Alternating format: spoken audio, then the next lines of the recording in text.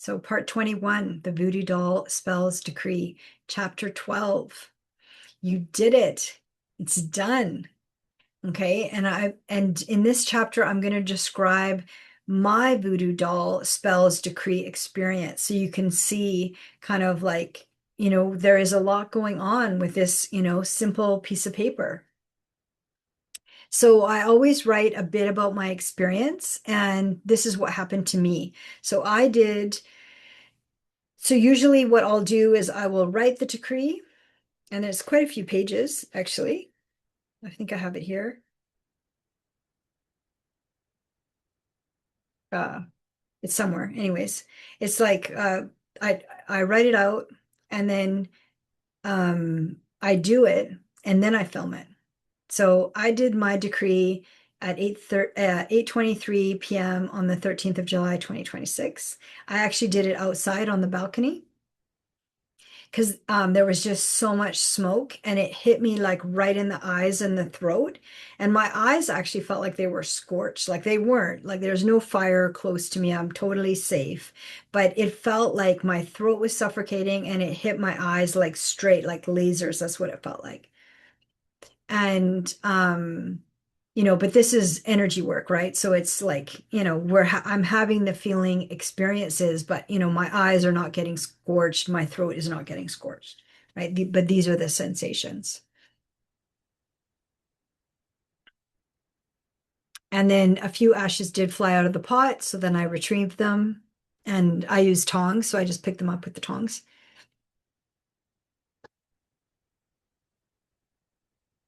And what didn't burn of this, folding it 3 times and holding it with the tongs, what didn't burn was my name and my sigil. My And I had to burn it 3 times. It was like a tiny piece of paper, but anyways, so it didn't burn. So my name and my sigil did not burn, and um I had to burn it 3 times. So I had to relight it a few times. The lighter actually did at one point feel like it burnt kind of my thumb. I didn't get a burn, but it felt like that. Like I got like a little sting. Um, but I felt strong and calm, and I took my time when I read the Voodoo Doll um, Spells Decree, because I knew that the words were really important, but I didn't have the energy to stand. I sat, but I did take my time, and I did read it thoroughly. Yes. Um, and then I flushed the ashes down. My back felt achy though while I was doing it. I was doing this a lot, and just releasing, releasing, releasing is what I kept saying. Release, release, release.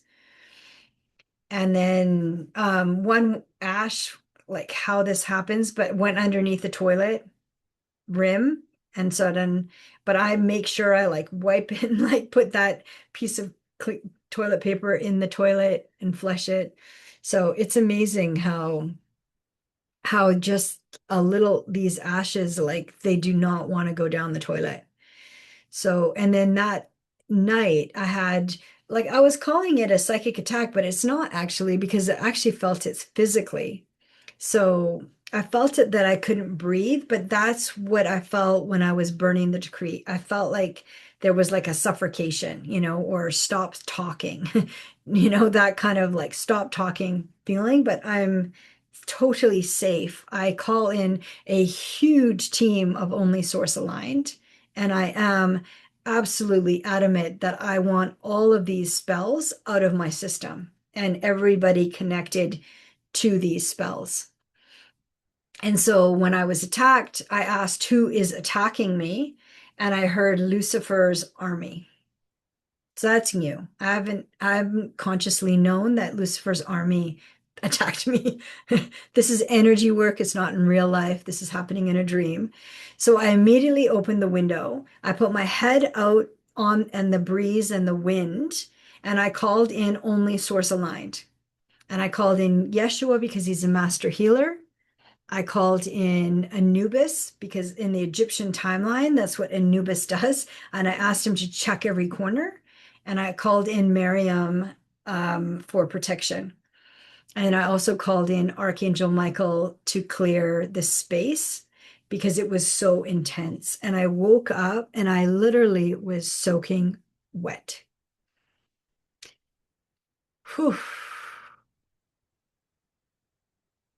I had to change my clothes. So the important thing though is that I acted right away. And I didn't, listen to the mind that said, oh, this isn't real. I like wasn't, the mind didn't even say a peep, actually. Like to me, this is real. My clothes are soaking wet. Something happened that alerted me to wake up immediately, put my head out the window so that I'm feeling the fresh air, the resources from Earth. I'm feeling the connection with Earth.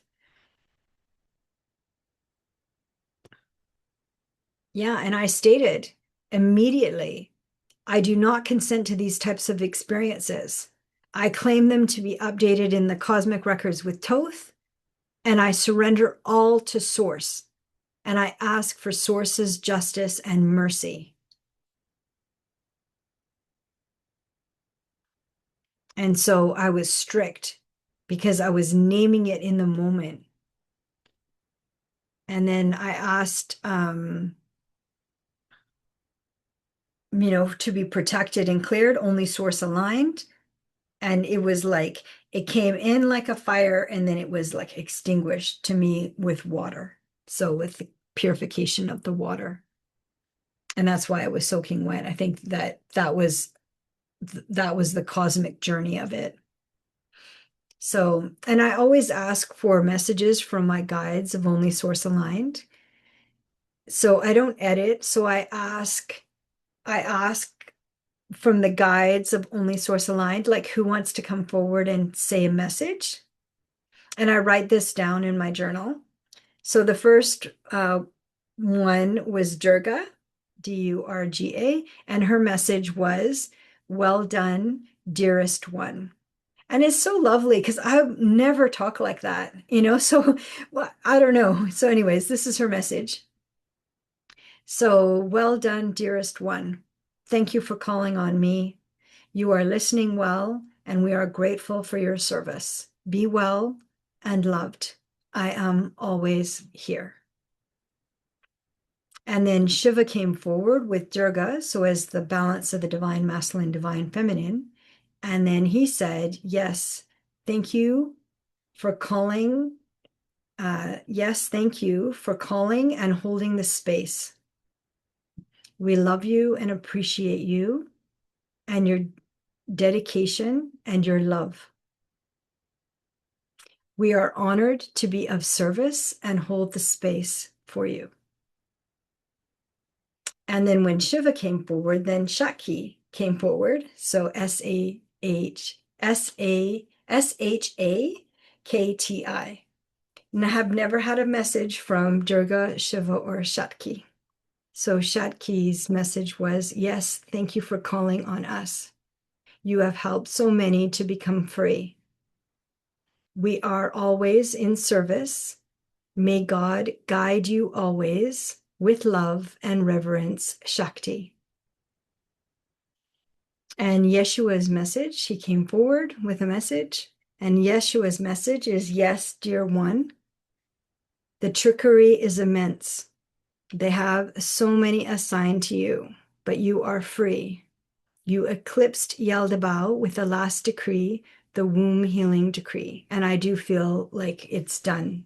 Obviously, there's a different army that has appeared, but Yaldabaoth's done.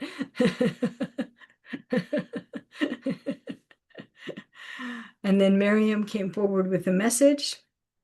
Know that you and I are one heart, one soul, one oversoul. We will always be together, helping the children, protecting the children. And then Thoth had a message. So this was the most messages I've ever received, but I do this with clients where they'll get messages for their guides of only Source aligned. Thoth's message was, my angel of the eternal living light, you have surprised us all. We honor and protect you. Call on us always. They have such a beautiful way of speaking. And then the whales have received all my decrees. I was informed. And then the Seraphim Collective said, we honor you, we are delighted with you, and we are always with you. Call on us always. And then I asked my higher self, only source aligned, like how many voodoo dolls in my name in all dimensions, space, and time. And they said 3,000. And I said, how many souls freed with the Voodoo Doll Decree? With the Voodoo Doll Spells Decree? And they said 3 million. So once you free yourself, you also free those who are tied to your name. So this work, I mean, this really is what it is to be a light worker. We are here to help each other. Have something to drink. And good job. And so you can ask those questions too. You can ask your guides one at a time. You can name them and you can ask for a message. And then just be curious and just write it down as it comes through. Like I don't edit. Like I never say dear one. Yeshua always says dear one. But I never would say dear one. They have such a specific way of speaking. And remember, this is energy work, but, we're told that the, metaphysical or the energy, and intuition, they're not as real as the physical, but they are, and we can really get encouraged. We can ask our guides, only source aligned, our higher self. We can ask for information. We can ask for messages. Like people do it all the time with ChatGPT. They'll ask AI to ask their higher self for a question when you can just ask, I've done it. They ask for tarot card readings. I've done it, but you can do it yourself. Like I was curious, people were doing it and I did it, but really you can do it for yourself and receive the messages directly. Okay, we're almost there. Good job. One more chapter. It's an important one.